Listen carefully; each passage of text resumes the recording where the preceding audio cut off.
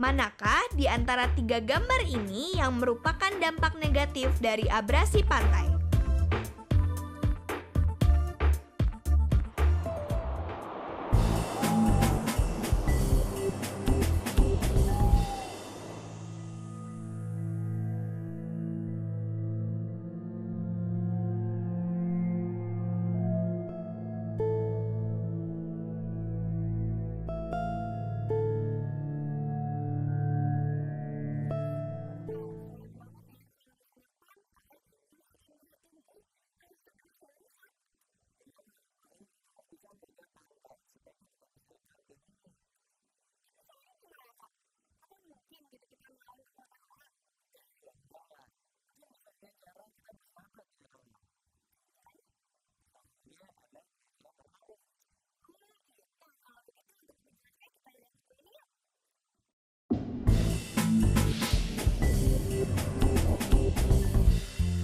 Agar lebih mengerti tentang abrasi pantai, mari kita ikuti percobaan berikut ini.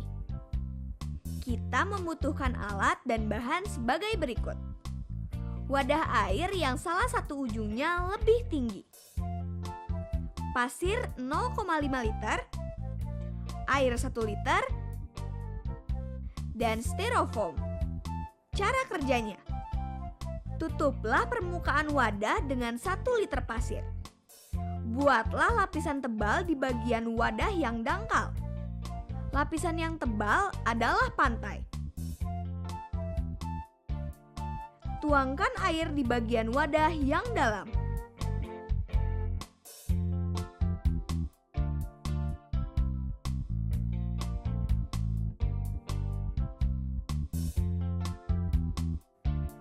Buatlah gelombang dengan meletakkan styrofoam di bagian wadah yang dalam. Dan gerakan ke atas dan ke bawah dengan menggunakan ujung jarimu. Ulangi langkah ketiga sampai beberapa bagian pasir akan terkikis dari wadah oleh gelombang itu.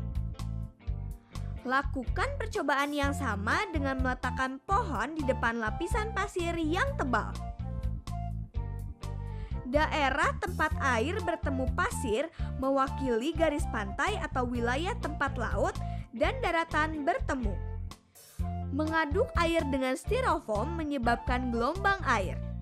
Gelombang air mengenai pantai akan menyebabkan pengikisan pada pantai seperti beberapa pasir yang tertarik ke dalam air.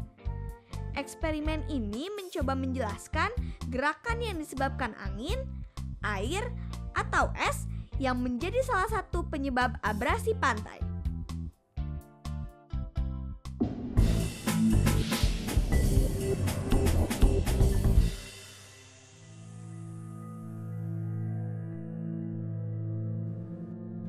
Ada beberapa pilihan tindakan untuk menghadapi abrasi. Pilihan pertama adalah relokasi, yaitu memindahkan penduduk dari lokasi abrasi. Sebenarnya, pilihan untuk merelokasi penduduk bukanlah pilihan penyelesaian yang terbaik. Relokasi membuka peluang lahan tergerus air laut semakin jauh ke daratan. Relokasi warga nelayan berdampak pula pada berkurangnya sumber daya manusia, pengelola laut, dan tambak. Masalah lain juga akan timbul manakala warga nelayan yang direlokasi tidak memiliki keahlian lain selain menjadi nelayan.